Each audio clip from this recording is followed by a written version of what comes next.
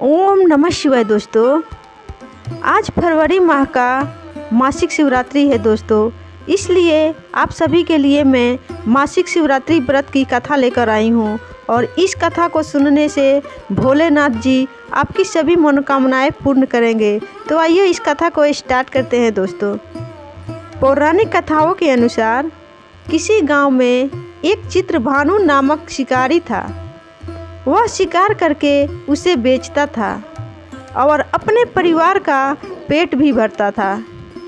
वह उसी नगर के एक साहूकार का कर्जदार भी था और आर्थिक तंगी के कारण समय पर उसका ऋण ना चुका पा रहा था, जिससे साहूकार को गुस्सा आ गया और शिकारी चित्रभानु को शिव मठ में बंदी बना लिया। संयोगवश उसी दिन मासिक शिवरात्रि थी, जिस कारण शिव मंदिर में भजन एवं कीर्तन हो रहे थे और वह बंदी शिकारी चित्रभानु पूरी रात भगवान शिव जी के भजनों एवं कथा का आनंद लिया।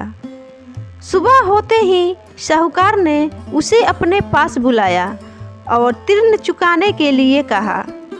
शिकारी चित्रभानु ने कहा कि हे सेठ जी, मैं कल तक आपका ऋण चुका दूंगा।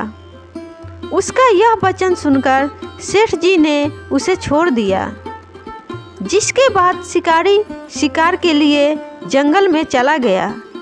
किंतु पूरी रात बंदी गृह में भूखा एवं प्यासा होने के कारण वह थक गया और व्याकुल हो गया और इस प्रकार वह शिकारी शिकार के खोज में बहुत दूर जा चुका था और सूर्यास्त होने लगा तो उसने सोचा आज तो रात जंगल में ही बितानी पड़ेगी।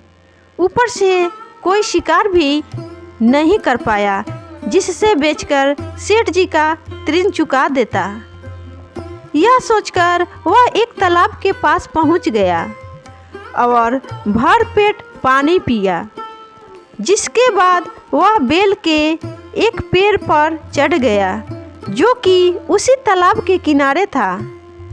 उसी बेलपत्र के पंड के नीचे शिवलिंग की स्थापना हो रही थी, किंतु वह पूरी तरह बेल के पत्तियों से ढका हुआ था, इसलिए शिकारी को दिखाई नहीं दिया। शिकारी चित्रभानु पेड़ में बैठने के लिए बेल की टहनियाँ एवं पत्ते तोड़कर नीचे गिराया। संयोगवश वो सभी टहनियाँ एवं पत्ते भगवान शिवलिंग की ऊपर गिरते रहे और शिकारी चित्रभानु रात्रि से लेकर पूरे दिन भर का भूखा प्यासा था और इसी प्रकार उसका मासिक शिवरात्रि का व्रत हो गया। कुछ समय बाद उस तालाब पर पानी पीने के लिए एक गर्भवती हिरनी आई और पानी पीने लगी। हिरनी को देखकर शिकारी चित्रभानु ने अपने धनुष पर तीर चढ़ा लिया और जैसे ही तीर को छोड़ने वाला था, तभी गर्भवती हिरनी की नज़र उस शिकारी पर पड़ी और उसने शिकारी से बोला, तुम धनुष तीर मत चलाओ, क्योंकि इस समय मैं गर्भवती हूँ और तुम एक साथ दो जीवों की हत्या नहीं कर सकते, परंतु मैं जल्दी ही प्रसव करूँगी, जिसके बाद मैं तुम्हारे पास आ जाऊँगी, तब तुम मेरा शिकार कर लेना। उस हिरनी की बात सुनकर चित्रभानु ने अपने धनुष को ढीला कर लिया। इतने में वह हिरनी झाड़ियों में लुप्त हो गई। ऐसे में जब शिकारी ने अपने धनुष की प्रत्यक्षा चढ़ाई और ढीली करी तो उसी दौरान कुछ बेलपत्र के पत्ते झड़कर शिवलिंग के ऊपर गिर गए। ऐसे में शिकारी के हाथों से प्रथम पहर की पूजा भी हो गई। कुछ समय बाद दूसरी हिरनी झाड़ियों में से निकली। उसे देखकर शिकारी की खुशी का ठिकाना ही नहीं रहा। चित्रभानु ने उस हिरनी का शिकार करने के लिए अपना धनुष उठाया और तीर छोड़ने लगा तो हिरनी बोली, हे शिकारी, आप मुझे मत मारो। मैं अभी ऋतु से निकली हूँ और अपने पति से बिछड़ गई हूँ। उसी को ढूंढती हुई मैं यहाँ तक आ पहुँची। मैं अपने पति से भेंट कर लूं, उसके बाद आप मेरा शिकार कर लेना। यह कहकर वह हिरनी वहाँ से चली गई।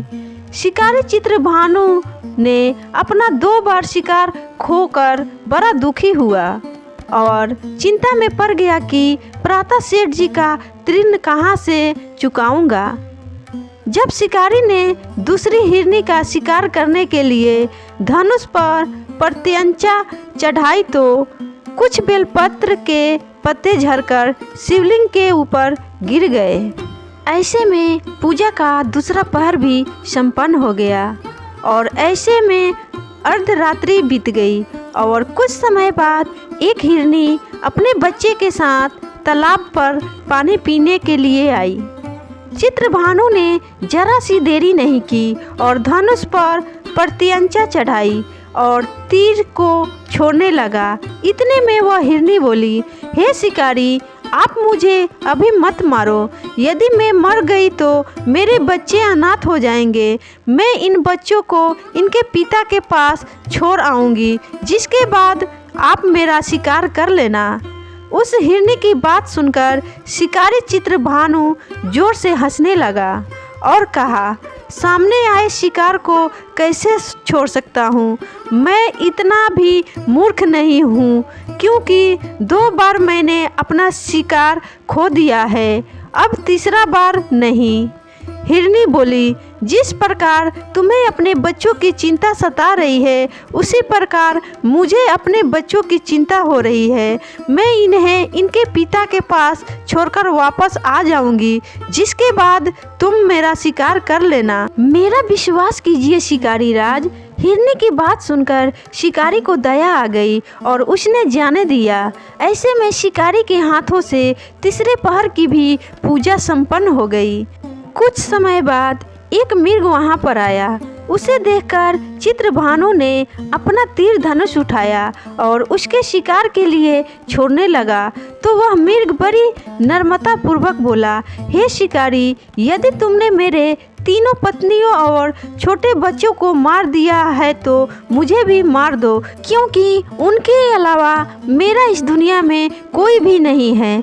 यदि तुमने उनको नहीं मारा है तो मुझे भी जाने दो, क्योंकि मैं उन 3 हिरनियों का पति हूँ और वो मेरी ही तलाश कर रही है।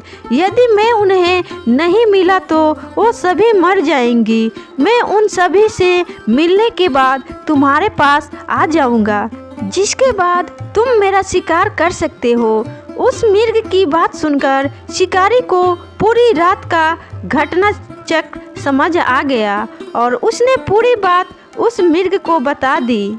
फिर मृग ने शिकारी से बोला, मेरी 3 पत्नियां जिस प्रकार प्रण करके गई है उसी प्रकार वो वापस आ जाएगी, क्योंकि वो 3 अपने वचन की पक्की है और यदि मेरी मृत्यु हो गई तो वो 3 अपने धर्म का पालन नहीं कर पाएगी। मैं अपने पूरे परिवार के साथ शीघ्र ही तुम्हारे पास आऊँगा। कृपा करके अभी मुझे जाने दो। शिकारी चित्रभानु ने उस मृग को भी जाने दिया और इस प्रकार अनजाने में उस शिकारी से भगवान शिव जी की पूजा संपन्न हो गई, जिसके बाद शिकारी का हृदय बदल गया और उसके मन में भी भक्ति की भावना उत्पन्न हो गई। कुछ समय बाद मृग अपने पूरे परिवार अर्थात 3 हिरनी एवं बच्चों के साथ उस शिकारी के पास आ गया और कहा कि हम अपनी प्रतिज्ञा अनुसार यहाँ आ गए, अब आप हमारा शिकार कर सकते हैं। शिकारी चित्रभानु जंगल के पशुओं की सच्ची भावना को देखकर उसका हृदय पूरी तरह पिघल गया और वह उसी दिन से उसने शिकारी का शिकार करना छोड़ दिया। दूसरे दिन प्रातः होते ही सेठ जी का ऋण किसी और से उधार लेकर चुकाया और स्वयं मेहनत करने लगा और भोलेनाथ जी के कृपा से उसका मेहनत जल्द ही रंग लाया और वह एक अमीर व्यक्ति बन गया।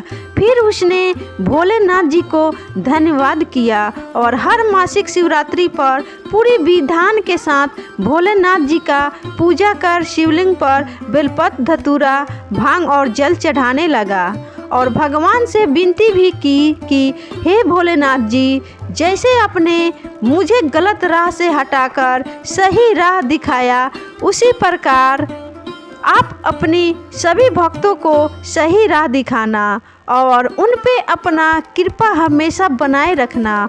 और जितने भी भक्त इस कथा को सुन रहे हैं उनकी सभी मनोकामनाएं जल्द ही पूरा कर देना। और इस प्रकार चित्रभानु ने अपने पूरे जीवन को अनमोल बनाया। और जब शिकारी चित्रभानु की मृत्यु हो गई तो उसे यमदूत लेने आए, किंतु शिव दूतों ने उन्हें भगा दिया और उसे शिवलोक ले गए। इस प्रकार उसे मोक्ष की प्राप्ति हुई। दोस्तों, आज के इस लेख में मैंने आपको मासिक शिवरात्रि व्रत की कथा सुनाई। यदि आपको हमारे द्वारा प्रदान की गई कथा पसंद आई हो तो कृपया इस वीडियो को लाइक करें एवं अपने दोस्तों के पास शेयर करें और कमेंट में हर हर महादेव जरूर लिखें। दोस्तों, धन्यवाद।